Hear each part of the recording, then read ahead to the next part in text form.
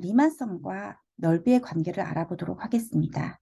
자, 우리는 이 붉은색 그래프의 커브의 면적을 알아보고자 합니다. 하지만 이 붉은색 밑부분은 곡선으로 되어 있는 면적이기 때문에 쉽게 찾을 수가 없었습니다. 그래서 기존에 우리가 알고 있는 도형의 개념을 도입하게 되는데요. 그것이 바로 여기서는 직사각형입니다.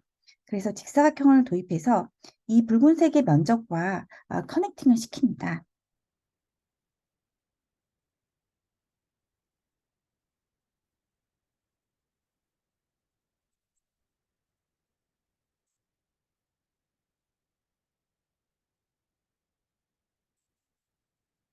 자, 이 붉은색 면적을 파란색 직사각형으로 자르게 되는데요. 그러면 우리는 이 붉은색 곡선의 밑면적은 구할 수는 없지만 이 파란색 직사각형의 면적은 구할 수 있죠. 이 직사각형의 이 밑변을요. 제가 하나 제너럴하게 가져오겠습니다.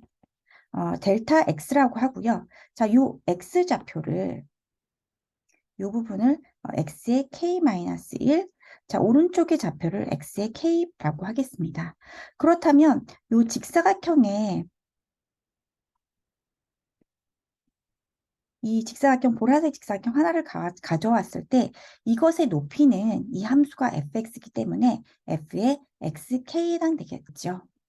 자, 그래서 얘의 넓이, 즉 이 부분을, 이 면적을, 이 조그만 거 하나를 델타 A라고 하겠습니다. 에어리어의 가장 기본이 되는 조그만 걸 하나를 가져왔다고 생각하시면 됩니다. 이것은 밑면적 델타 X고요. 자, 높이는 fxk가 되는 것을 확인할 수 있습니다. 이러한 델타 A들을 무한히 쪼갭니다.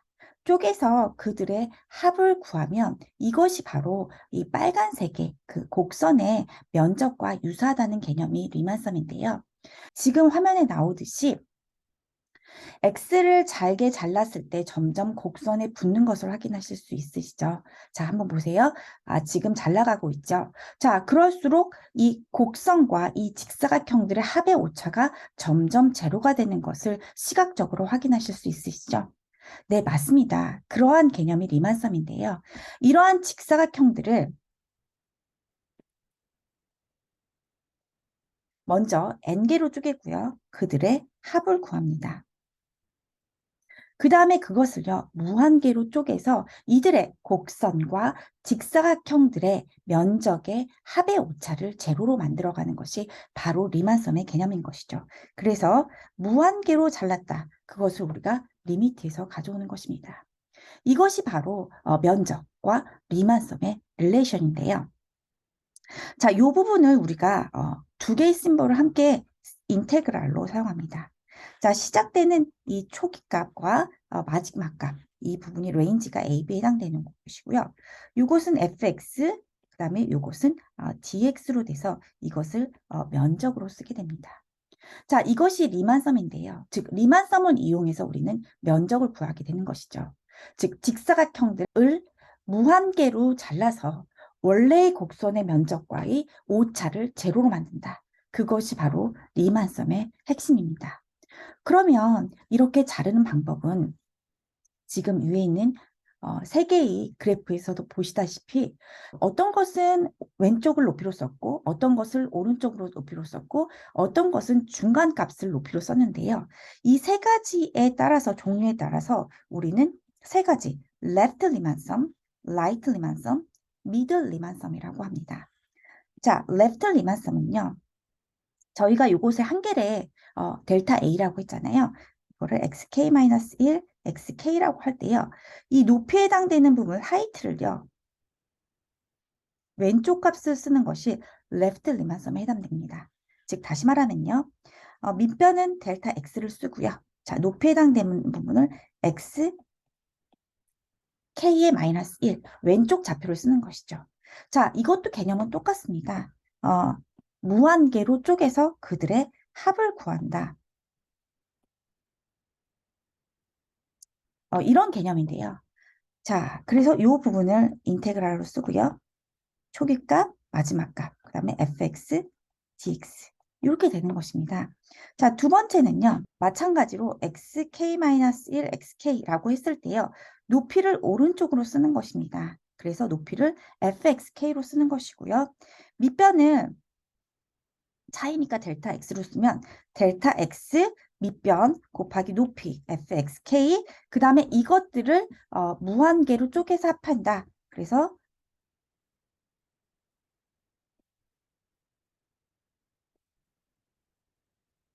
네, 이렇게 쓰는 것이 라이트 리만섬인데요. 마찬가지로 이 부분도 이렇게 쓰시고요. 같은 맥락인 것입니다.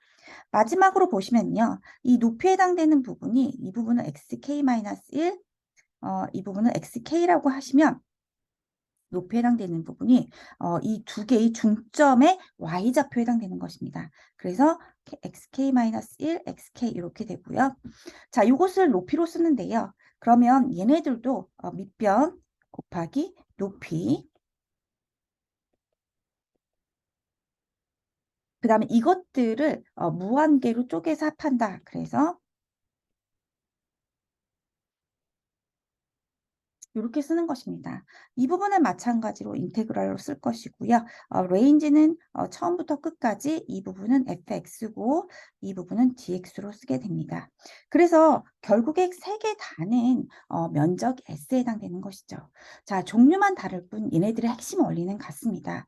오른쪽으로 높이로 쓰는지 왼쪽을 높이로 쓰는지 가운데 부분을 높이로 쓰는지 상관없이 얘네들을 우리가 알고 있는 개념인 직사각형으로 무한계로 쪼개놓은 이들을 합해서 원래의 곡선과의 면적의 오차를 제로로 만든다는 것이 리만섬의 핵심인 것입니다.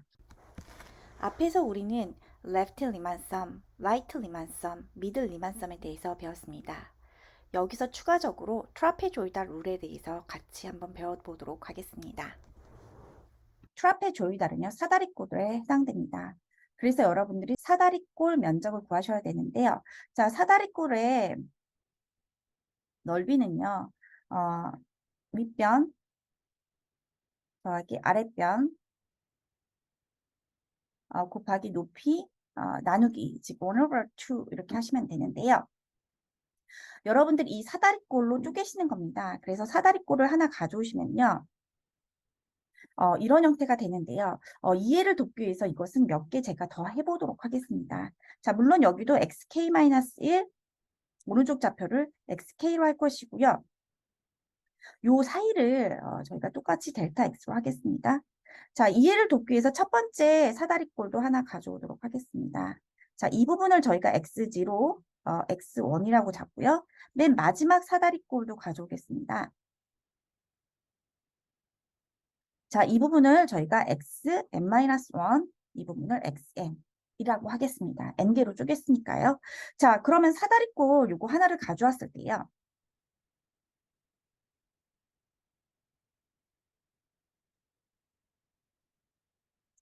자, 이 부분을 지금 델타 x로 잡고요. 자, 이 부분은 펑션을, 이 함수를 fx라고 하겠습니다. 이 부분을 x의 k-1, 오른쪽 부분은 x의 k라고 할 때요. 이때 y좌표, 즉 y좌표 윗변에 해당되는 부분은 f의 xk-1, 아랫변에 해당되는 부분은 f의 x의 k에 해당되는 것입니다. 그래서 여러분들이 이걸 사다리꼴 공식에 적용해 주시면 윗변 더하기 아랫변, 자, 델타 x가 높이에 해당되는 것입니다. 그래서 요거를 면적에 쓰시면요. 자, 윗변 f의 xk-1 더하기 아랫변 곱하기는 델타 x고요. 저기 나누기 2 하시면 됩니다. 자, 그런데 이 공식을 여러분들이 계속 쓰실 건데요. 즉 n개로 쪼갤 때 이 공식을 다 쓰실 건데요. 이것이 제가 델타 S 하나를 가져온 것입니다. 자, 그러면 문제는 사다리꼴의 문제는 뭐가 생기냐면요. 다른 것들은 겹치는 부분이 없지만 사다리꼴은 요 첫 번째하고 두 번째 면적을 보실 때 이 중간 부분에서요.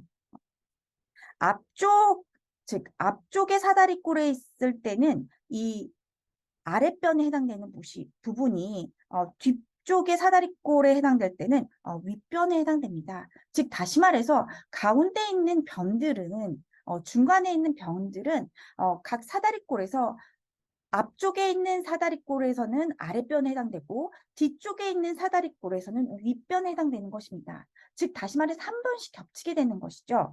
자, 이거를 구체적으로 써보면 S1에 해당되는 부분, 즉 첫 번째 사다리꼴에 해당되는 부분은요. fx0, fx1, 델타 x 곱하기 1 over 2고요. 두 번째 사다리꼴에 해당되는 부분은요.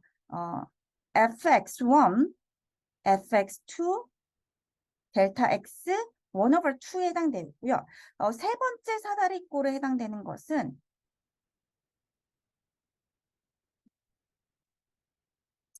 이렇게 되는 것입니다. 그래서 S의 n-1번째는요.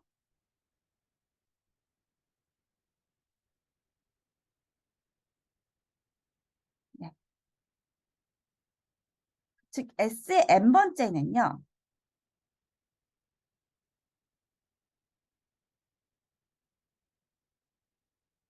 자, 이렇게 되는 것이죠. 그럼 여러분들이 이걸 살펴보시면 가운데 요 부분들이 한 번씩 더 나오는 걸 확인할 수 있으시죠? 자, 그래서 이렇게 한 번씩 더 나오는 것을 확인할 수 있습니다. 그래서 여기서는 사다리꼴에서는요, 인테그랄 저희가 인테그랄 면적은 즉 리만섬과 거의 일치합니다. 즉 저희가 여기 리미트만 붙이면 되는데요. 즉 첫 번째 좌표하고 맨 마지막 좌표를 제외하고는 가운데 것들은 다 두 배씩 되는 것이죠. 그래서 이것을 제너럴하게 표현을 하면요. 자, 델타 X는 나갈 수 있고요. 이 델타 X는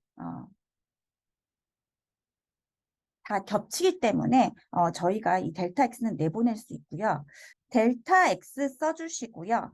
그 다음에 곱하기 1 over 2 해주시고요. 첫 번째 좌표하고 마지막 좌표는 자기 값을 그대로 갖고 나머지는 다 두 배가 되는 것을 확인할 수 있으시죠.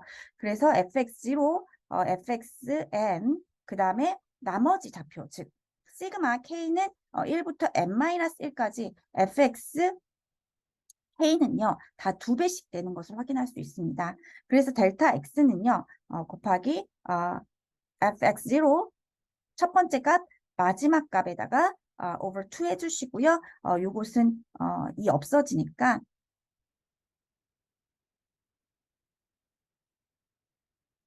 자, 여기에다가요, 맨 마지막으로 여러분들이 리미트 붙여주시면 자, 이것이 트라페조이다 룰의 포뮬러가 되는 것입니다. 이것이 인테그럴 fx dx 어떤 레인지 안에서 이렇게 되는 것을 확인할 수 있으십니다. 보시다시피 트라페조이달로 저희가 잘라도 무한계로 자르면 결국에는 곡선의 면적과 이 트라페조이달의 썸들의 차이가, 디퍼런스가 점점 제로가 되는 것을 확인할 수 있으시고 점점 이 트라페조이달이 곡선의 면적과 거의 일치하는 것을 확인할 수 있습니다.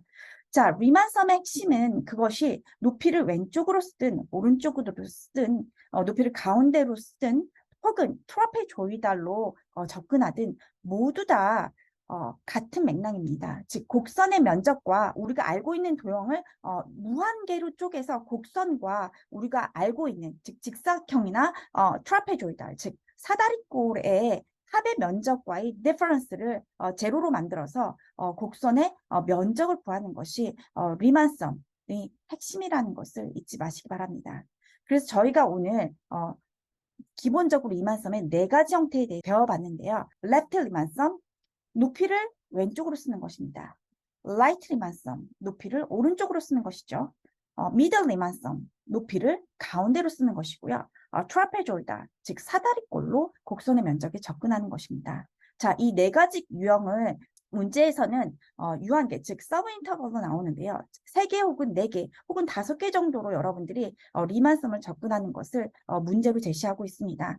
자, 이것은 접근할 때 정말 중요한 개념입니다. 그래서 여러분들한테 실제로 파이나이트한, 즉 유한의 서브 인터벌을 잡아서 리만섬을 접근할 수 있는지를 평가하는 문제가 제시되는 것입니다.